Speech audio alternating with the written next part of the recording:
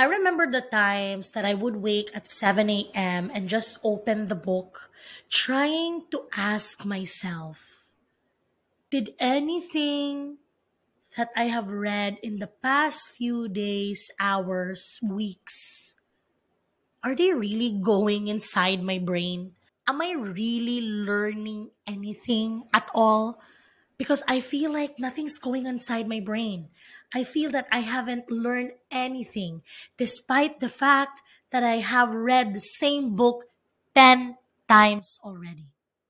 And it's annoying because the OSCE and MCQ exams for the CMTO registration exams to become a massage therapist only has three tries. The anxiety is kicking inside my head, like, what if I don't pass? Or what if I effed it up? I'm not paying for my exam. My parents are, but it's not my money.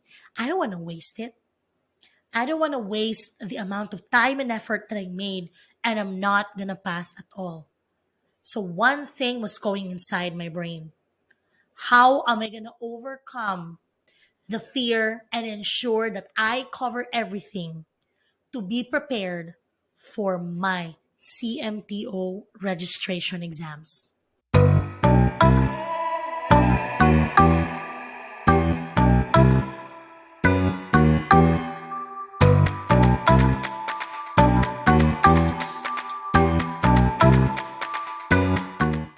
And welcome to the very first episode of the Massage Pros Corner podcast, where we talk about how we are going to succeed as massage therapists here in Canada, or maybe anywhere in the world.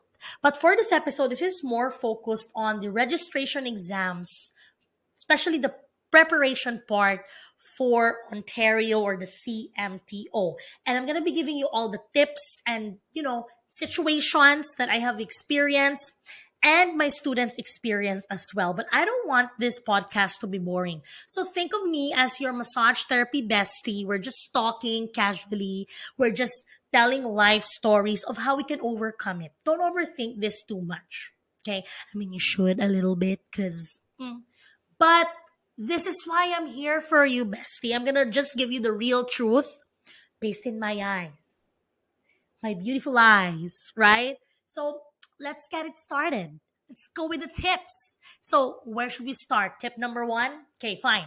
Tip number one, understanding the OSCE and MCQ format. Well, if you don't know, I'm also a massage therapy instructor in a private school in Brampton. So I've been doing this for 3 years now, and I have seen students who graduated and prepared for their own OSCE and CMTO exams. And I would say a couple of comments that they usually ask me or ask their classmates. Usually the first question would be, should I just study the Green Book? First of all, what's the Green Book? That's the Clinical Massage Therapy by Fiona Rattray and Ludwig, if I got it right. But it's usually by Rattray. That's what they call the Green Book. I mean, Magi is also green at some point, so be careful when you say Green Book. Basically the question is, should they just focus in using the Green Book and they will clear the exam or pass the exam? Or should they pay for, tutoring, which is effective for some people? It's not a bad thing. But what if you don't have the budget? Now that's a problem, right? Or is the notes given by your school, your massage therapy school, more than enough for you to clear? Right? Like there's a lot of things. Or maybe they make themselves overwhelmed because they talk to a classmate who just did it, or this classmate or friend had a friend of the friend, or so on and so forth, that just did the exam, and then they're sharing their experiences. And obviously as human beings, we share as human beings, we share our experiences in a way that it's really devastating. Like, this is how it went, and sometimes it actually doesn't help so much because you're going to start overthinking, or maybe you can get some ideas from it. So those are the common comments I receive. And there is one tip that can erase all your worries. You want to know? You want to know what it is? First, I want you to open your default browser, whether it's Chrome or Microsoft Edge or Firefox, and search Prometric Registrations Exams CMTO Handbook. That's not the exact word you check, by the way, but those are the keywords. Or just basically go Prometric CMTO Handbook. Okay, and make sure you put the right year. So today, this year is basically 2024. So you put 2024. You look for the Prometric Exam Handbook for CMTO registration exams of 2024. I kept repeating it because, again, it's along those keywords.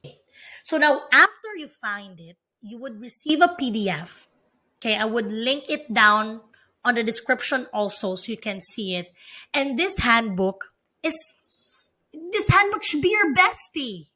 Like, yes, listening to a friend or reading things on Reddit on how to pass, so on and so forth. But what if you don't have the luxury of spending extra money? You can only study on your own. Like, how are you going to manage and study to ensure you pass? This is it. That's the thing you should have. The handbook. Especially for OSCE, the Prometric handbook includes a chart inside the handbook that shows you and tells you the criterias and what should you expect inside the room per station. Do you want me to repeat it? There's a chart inside of that handbook, and they would tell you what would happen, what they are looking for, what are the materials. At some point, they even added the table height. Imagine, of each room, each station, right? So now you're not going to get confused because you know what literally is going to be in your exam. Just look it up. That's the number one thing. Look it up, read it. It doesn't just include the OSCE, but it also includes the MCQ, including the processes. And I think it's a good thing. So you can also prepare for your actual exam day. But OSCE preparation-wise, if you go find that chart in the Prometric handbook, should be good. Again, always remember in every exam, there's always a criteria. And this criteria includes the outline of what's supposed to be in the exam. Every exam, you should be looking for those. So if you haven't found one yet, find it. Okay? And CMTO also has their own outline of how many on what percentage of the exam or topic you're going to get during the exams. For example, 43% of treatment, 18% of law and ethics, so on and so forth. So you can divide your time because now you can prioritize on things that you want to review. Steph, should I skip the things that I think is easy? No. No. For me, don't do that. Like, I'm going to give you an example. When I train my students for the OSCE simulation in our school, they kind of request me, some of them, not all of them, Steph, don't go with health history. Or don't do this, don't do that, because it's not really that important. Focus on this, focus on that. I understand. I do understand.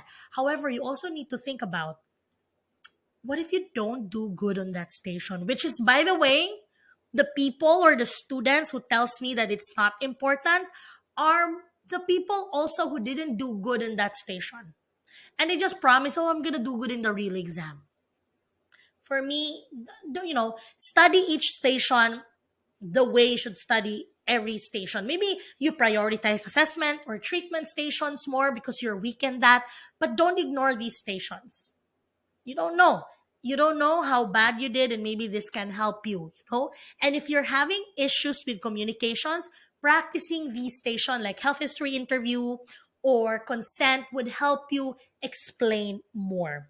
And speaking of communication, don't talk like you're a rapper. Rapper like that doesn't even that doesn't even look like a rapper. Like, don't talk too fast, basically. That's what I'm trying to say. Don't talk too fast. But don't talk too slow too. Just talk enough that's not annoying not too wordy. So I'm gonna give you an example. I do have a student, right? I do have a student, and she's a talker. What she's saying is verbally correct, you know, but you have to imagine that your client in OSCE is your real life client. Are like when you massage, are you gonna keep chit chatting your patient even if they don't want to hear it? They just wanna be silent and relax, enjoy their massage? No, right? So that's how you talk to your patients in the exam as well. Just talk enough. I'm gonna give you an example of how my student does it, like the talker. Okay. Okay, I'm just gonna untuck the sheet under your underwear. Okay. I'm gonna tuck it on the sides. I'm gonna put oil. And the oil is in my palm now. Spread the oil. I'm gonna spread it. Spreading it. I'm gonna do effleurage for 3 times. Three, very good. And some kneading. I'm gonna knead it now. I mean, it's good if it helps your brain, but again, too much is sometimes not the best. So my suggestion is maybe just talk a little bit like you're talking to a patient, like what I told you earlier. Can I just tuck the sheet under your underwear for security? Okay, let's start. Then you pour your oil in your hands slightly, take a deep breath in, and then spread the oil nicely, right? Again, there's a lot of examiners in that room. You have two watching you. So maybe also cater to those two. I'm not sure if how many, but I know it's two that are watching you. Maybe cater your techniques for them to see also. So don't talk too much. Just talk enough. Steph, my first language is not English. I'm too scared. I don't know what to say. Do I need to memorize a script? Should I? To be honest, I'm not a big script person. Maybe I give phrases, and then from the phrase that I have, I would expand it because I don't want to rely on a script because what if the scenario changes also, but totally up to you. But my number one suggestion for those students who are having insecurities or anxiety with their communication because it's not their first language is to cut sentences into phrases, okay? And then speak slowly. Not too slow, not too fast, just enough. But please, oh my God, but please avoid using words that has double meaning. Like I do have a student before saying, I have this pillow in my hand. Let me insert it inside you. Uy, uy, don't do it like that. Please. Maybe you can say, I have this pillow in my hand. I'm going to place it in between your legs for positioning. Okay?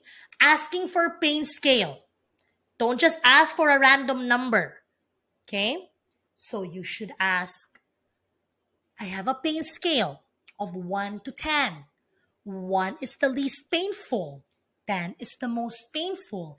And 7 is the tolerable pain. Can you let me know what's your pain scale? Right? Don't be like, I'm pressing this. What's the number? What's the pain scale for this? Tell me how much. You didn't even tell them the scale.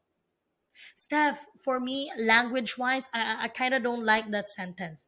How can I shorten it down? You can be like, I have a pain scale. First phrase. Second phrase. 1 is least painful. Third phrase. 10 is most painful. Fourth phrase. 7, tolerable pain. 5, do you understand? Oh, it's still the same sentence, but you're trying to enumerate them instead of saying it in one shot. So again, please be careful with your communication as this is something big on the exam. Again, be careful what you say. Don't say too much. Don't say too less. Talk slow in a way that you kind of give the, what do you call this? Talk in a way where the other person can understand you no matter what. And don't panic.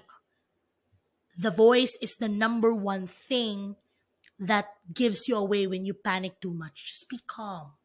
And again, if you know the pattern and the organization, you should be fine. Speaking of organization, one thing that you should be doing as well is to organize your steps. This is one thing that I'm very proud of that I did during my exam and I share to a lot of my students. Here's the logic. You're too tense already. You're thinking way, way, way too much. And you start ramming up these case scenarios per station. And then finally, you're done for the station. You sit down and you think. You close your eyes and you think. You think hard. Did I miss anything? Did I miss something? Then you open your eyes. I'm like, oh, I can't remember what I did. Did I do this? Did I do that? And that happens a lot, actually. So how are you going to overcome that? By organization. Just organize it, right? You have to make sure that you organize. So even the techniques you're going to use, for example, how do you perform a trigger point technique? For you to actually understand or for you to know in your heart and in yourself that you did it right, you need to be able to enumerate the first step until the last step. So for example, I'm in the room, I'm massaging, I'm treating the patient already. And I'm gonna just, do some effleurage, warm up, and I'm like, oh, I found here a hyper irritable spot called trigger point. So let me work on it. Is it okay? Perfect. So it's gonna be painful. I have a pain scale of 1 to 10. 1 least painful, 10 most painful, 7 tolerable pain. Every time I press it, we're gonna go with tolerable pain. I'm gonna keep the pressure there for 7 seconds until the pain is gone. Do you understand? The patient's gonna respond, yeah. Perfect. You press it, right? You press it, you release it, press it, you release it, and then you're done. Then you realize there's something missing on the step. So you're gonna think, what is it? Oh, I forgot to flush. So now you're gonna flush. Now you're gonna flush. Okay, what's after flush? Oh, you need to stretch. So I'm just gonna stretch it, okay? I'm gonna look at the patient, I'm gonna stretch it. Stretch it. And then while you're stretching, think about the next step. What should I do next? Should I put heat pack, cold pack, so on and so forth? So basically, if you study in the way of organizing, like putting steps into things, especially the performance part, it would be easier for you to remember. Exam-wise also. Why? Number one, you know where you miss. So for example, in that example I gave, I actually forgot the warm-up component. So now I'm like, at the end, I'm like, oh, you know what? This technique is better done with a warm-up. So let me find another one, but let's warm it up. Right? Then let's continue with the next step, which is looking for a trigger point. Now I found a trigger point, and because I found a trigger point, let me do an ischemic compression. Okay, and then I'm going to give you the pain scale. After I give you the pain scale, I would do this. And when the trigger point is gone, I'm going to flush it as per the steps and stretch it as per the steps, so on and so forth. So you see how the communication went? I don't know if you understand. But basically, for techniques, make sure you do it step by step, especially on performances like OSCE. Because this is a way for you to remember what you missed, like what I just said. Okay? Another common mistake that I hear a lot from my students is that they want to finish early. They're too focused on the marking, the time. So I don't know if it's changed, but when I did it, there's a 2 minutes time to read. There's 2 minutes to read, 10 minutes to perform, and then you're going to get a 3-minute warning.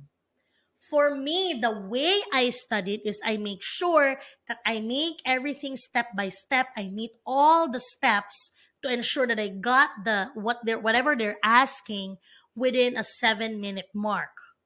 But it doesn't mean I'm going to rush it. So when I'm practicing, this is why the organization and the time meets, because whatever you practice, for the steps should match the time. So even the words you say during these techniques or steps are calculated also, and you know how much time you need to spend for it. For me, that's the best way to troubleshoot. Okay? Don't rush. Like, oh my God, it's just 7 minutes left. Focus in what you're doing. Do the first thing that you know the best and go back for the things that you're not sure of. It will come to you. Just keep moving. Avoid just standing and panicking, oh my God, I can't remember. No. Try your best to actually move, maybe do some effleurages. And while you're doing it, try to figure out what's missing, if you know what I mean. Again, this is why organization works, because if you know the steps, you know the theory, you know the gist, then you know what you're going to be missing from the STEM or the case scenario. Hope that makes sense. Now, how about MCQ, Steph? How am I supposed to study for that? Here's what I did. During my time, 6 years ago, I never had the handbook, right? But I had that CMTO um, outline of how many questions I would receive from MCQ and OSCE. And that's my checklist.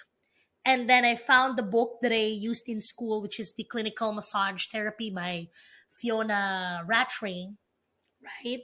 And I used the table of contents to be my checklist. Chapter per chapter, I learned the pathophysiology, the assessment, the grades, the types, the treatments, and I practiced on that. Whatever I practiced on OSCE should come up on my MCQ. I had to make sure that these two things together go hand in hand.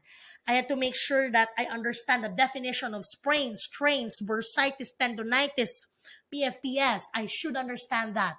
And the symptoms. I even came to a point of, because I've been reading the book for literally 10 times, I kind of understood that the way treatments for sprains, strains, tendonitis, bursitis are kind of the same. So now, because I realized that, I'm going to group them together. And then if I get a stem that's under that group, I'm going to use a specific technique I prepared for that scenario because I'm trying to organize these things. So me, I'm ready for OSCE at the same time. I know what is supposed to be expected theory-wise. Why is it in the chronic phase you need to do fascial restrictions? Why should you put ice in the beginning? What's the theory behind it? Why should you not massage a person with deep vein thrombosis? Why should you do McConnell's test for patellofemoral syndrome? All of that are going to be in the books. All you need to do is read them, right? But stuff, there's so much to read. A technique I would use, especially for the green book, is go with the bolded letters. Once you have the bolded letters, try to, read it, make it make sense in your brain. And if it does not work, read the actual paragraph.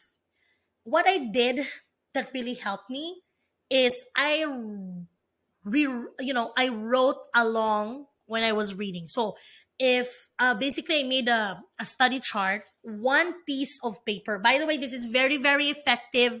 Recommended it to a couple of students, worked well for them. So this is what you should do.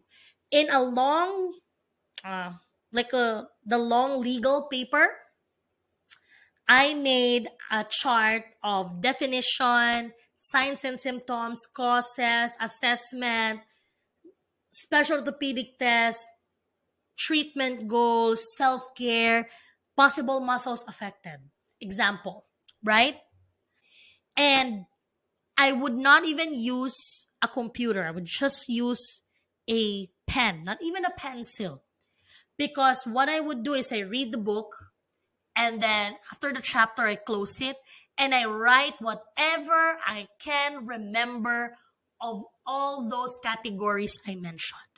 And then I go back and check, oh, I missed this, I missed that. Then I get another piece of paper when I want to reread it again and write as much as I can remember.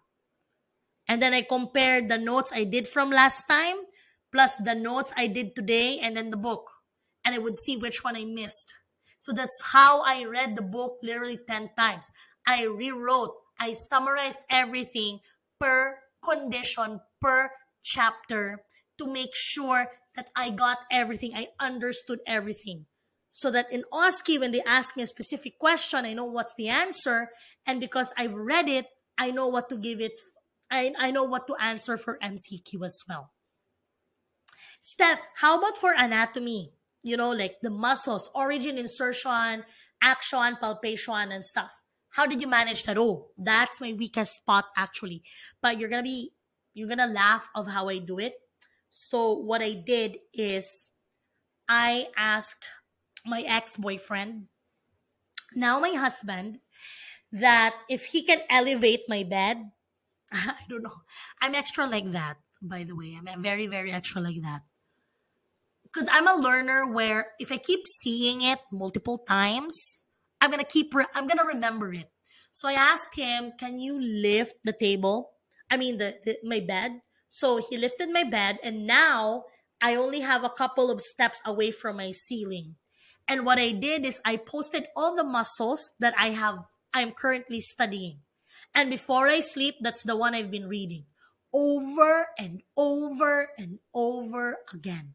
Steph, I don't have the liberty to just lift, my table or my bed.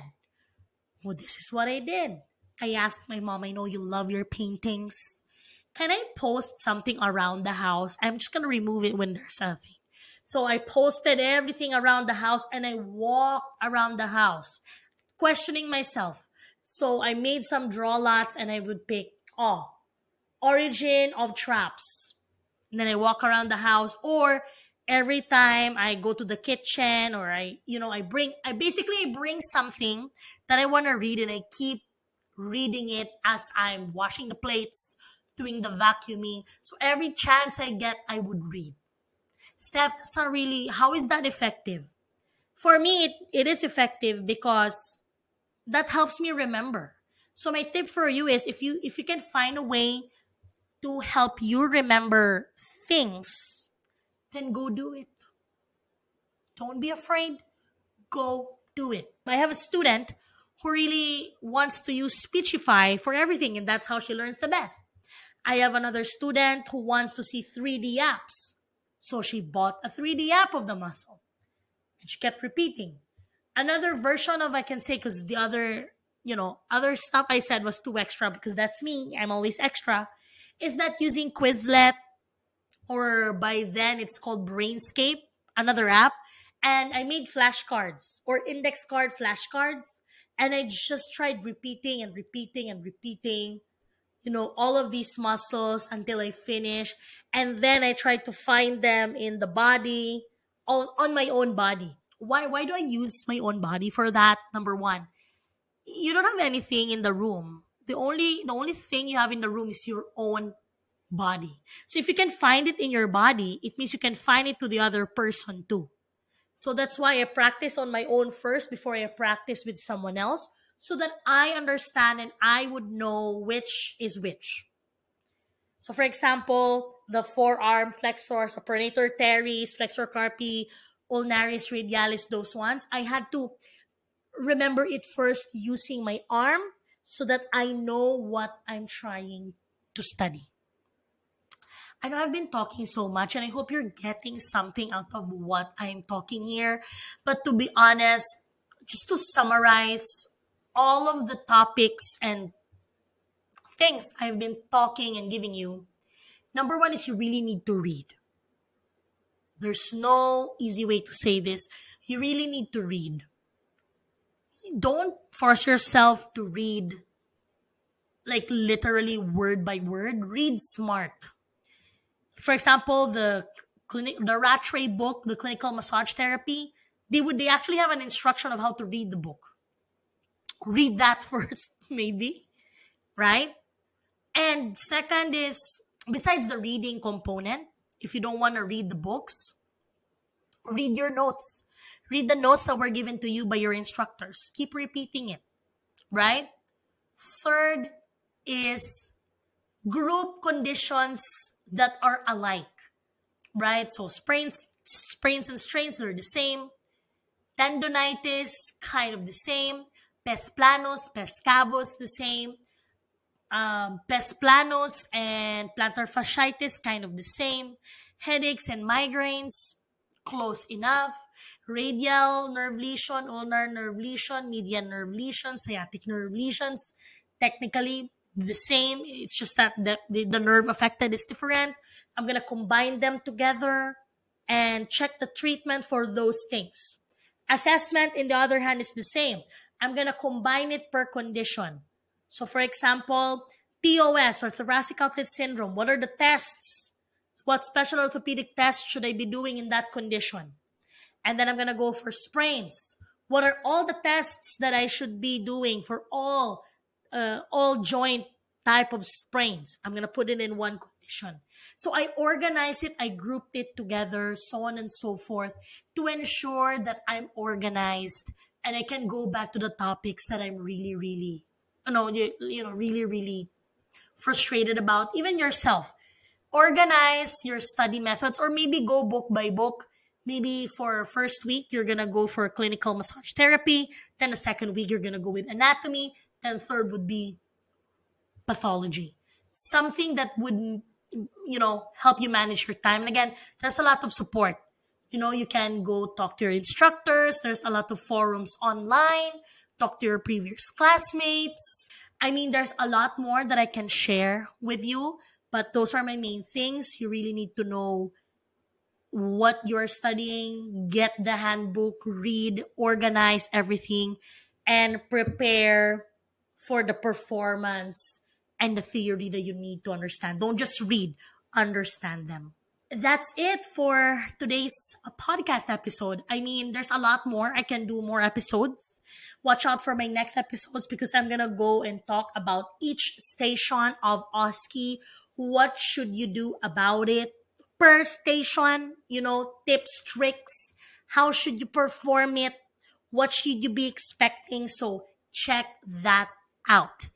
And you can visit my website at massageproacademy.com for extra resources and blogs. You can also follow me on YouTube and Instagram at Steph, the massage therapist, and see all the updates that I have.